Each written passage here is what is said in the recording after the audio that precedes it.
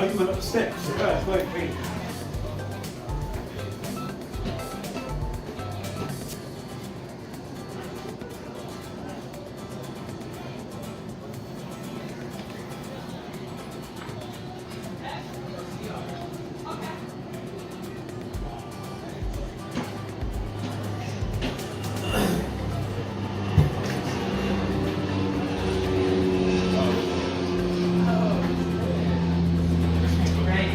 Show on the road, folks.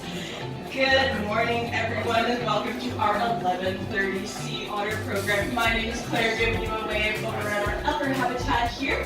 I'm an assistant marine mammal trainer here at the Vancouver Aquarium, joined by my incredible team of marine mammal trainers, and we work with these guys every single day. And today I'm going to be telling you a little bit more about sea otters, some fun facts about them, what working with them day to day looks like.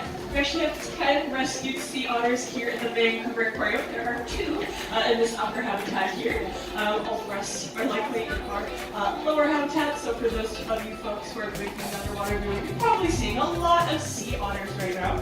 The 2 sea otters you're looking at in this habitat are Rialto and Mac. Rialto was rescued near Seattle, actually. You can tell him apart from he has a very, very golden head.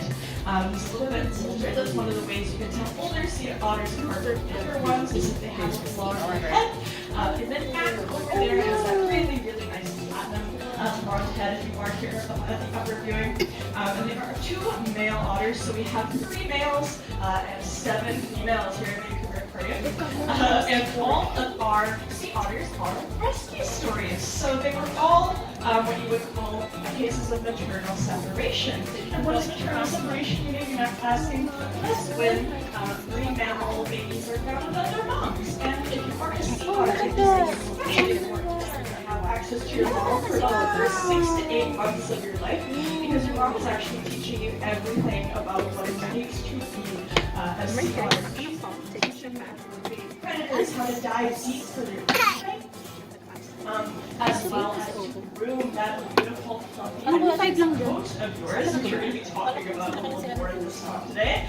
There is a reason these guys are fan favorite here at Vancouver Aquarium, and that's probably to do with how cute and fluffy they are. You'll notice the trainers are including a lot of different prey types today. They actually got 5 different prey types here at the Vancouver Aquarium. They eat 5 times a day, so that is 5 sessions. 5 times 10 sea otters is 50 buckets every single day that we are preparing for these guys. The basic day, we are not a single sea otter about a quarter of their weight every single day. Does anybody here eat a quarter of their weight in food? It's just yellow. It's like a rainbow. Need to eat a lot. That's because these are really high metabolism animals. Meaning you'll notice they swim around a lot, which exercise, right? Keeping nice and fit and running around, jumping around, moving around. It's going to keep you nice and fit. As well, they eat high calorie intake because they actually don't have a layer of blubber.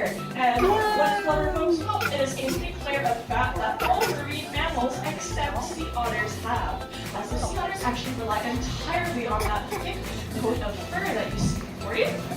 And it is entirely insulating them from the water they're in. So believe it or not, no water is actually touching these guys' skin right now. If you were to take a square inch, pretend my arm is a sea otter's pelt. If you were to take roughly this circle size here, there would be about 8 million hairs on that sea otter coat.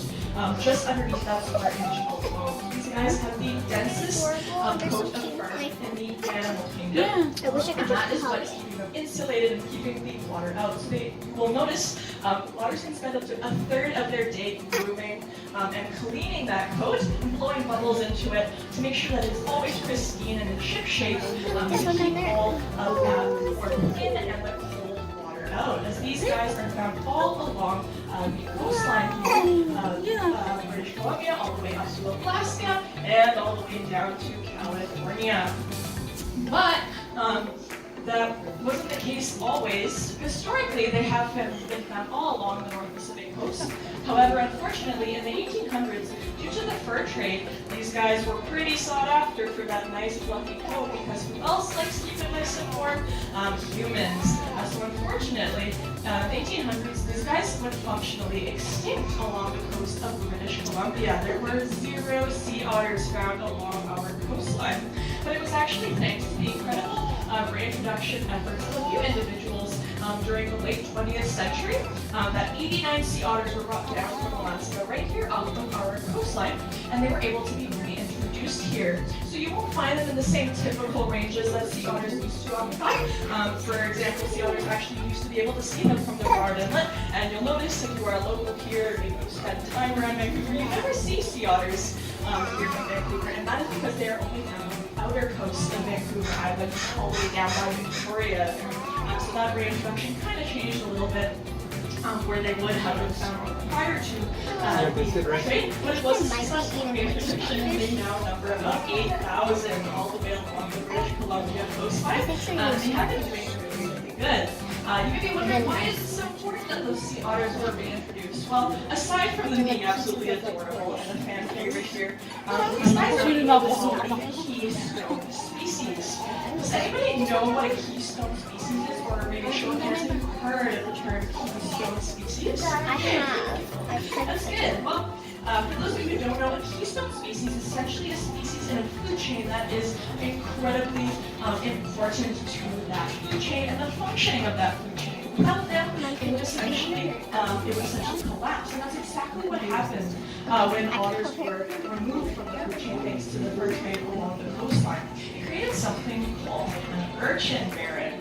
If you didn't know this about sea otters are actually a prime predator of sea urchins. You don't know what a sea urchin is? They are those spiky little guys. There's a few of them. My right touch will over there. You'll probably get a chance to try to touch after this if you're interested. But they are little invertebrate clawed dwellers that are found all along our coastline here as well. They multiply really, really fast. But without the otters to help take care of those populations, and eat all of the sea urchins and control that population, unfortunately, the urchin barrens were created, and that is where urchins are feeding off of kelp. That is a favorite food of the sea urchins. And once they ate up all that kelp, it created basically a barren. Where there was no home for fish to lay their eggs, no home for seals to take nice naps on the seafloor. Yes, seals do take naps on the seafloor, it's really, really cute. No places for marine invertebrates and other really, really cool animals that all rely on that kelp for a home and food source were able to call that place home anymore. So sea otters are absolutely a keystone species and super, super important to their respective food chains because of the incredible role that they play in taking care of those pesky sea urchin populations and making sure they don't get too cumbersome. There's a lot more information about it as well located on the sides of this habitat if you are interested in the history of it. That's a little bit on the history of sea otters here on our coastline. You also may have noticed that the trainers are doing something in the back over there. They haven't been super active with active realts over here, and that is because we are working on kenneling our sea otters. Everything we do here at the Vancouver Aquarium is based off of positive reinforcement training. If you're not familiar with the term positive reinforcement training, I guarantee you might actually know what it is, especially if you have children or pets. Basically, if we see a behavior that we want to encourage or see again, we can actually reinforce that behavior. And a lot of people think, well, what's reinforcing to sea otters? Their favorite food. Does anybody know what a sea otter's favorite food is besides urchins? Any guesses? Any guesses? Clams. Sorry. Okay. Oysters, yeah, that's a good one. Any other guesses? Clams. Abalone, yes, that's fun. What's a guess? Sorry, can you yell at my friend? What fishes? The tiny fishes? Yeah, they get tiny fishes here. They get big lip. That's one of the species they get. And they also really, really like clams. And that is a great way to reinforce that behavior and tell the sea otters here as trainers that they are doing a good job. So kenneling is basically, sometimes we have to move sea otters between habitats. We do move our otters between the front and the lower habitat here. We also have a behind the scenes habitat that we will move them between. And it is a way to get them used to and comfortable with that great kennel move them between habitats. These guys are really, really good. They're absolutely incredible to work with. And for those of you who are over here, you might get a chance to sea trainer Sammy, working with one of our sea otters over there as they are working on some kind of like behaviors right now. So Mac and Rialto are currently the stars of the show while they work over at Untitled there. But I would also like to say, since we are speaking of sea otters, there is something you can do to help sea otters. I always like to do a little call to action at the end of my talks when I'm talking about sea otters here. And if you're wondering, well, how can I help sea otters? Well, pat on the back. You have already done your part today by coming and just listening to our little gap session about these incredible animals, kind of a bit of their history and what they do, what we do with them here at the Vancouver Aquarium. If you want to take it a step further, consider sustainable seafood. Is anybody here a seafood fan? Show of hands. You like seafood? Yeah. There's a lot of really good, useful minerals and vitamins in seafood. Super duper good for you. But it's also a great idea to take a look into where your sources of seafood are coming from. And there's a fantastic program, lucky for you, all that's located here in BC. It is called Ocean Wise. So if you like to go out to restaurants with family, friends a lot, and in particular find yourself ordering seafood products a lot, there's actually a little symbol that looks like the Vancouver Aquarium symbol. It's a little salmon symbol that's actually put next to whatever products have seafood in it. And participating partners of the Ocean Wise program is basically a promise that that fish or whatever seafood item you are buying that day has been caught sustainably, and you are contributing to making sure that these animals have sustainable sources out there in the ocean as well, to make sure we are not taking away any key species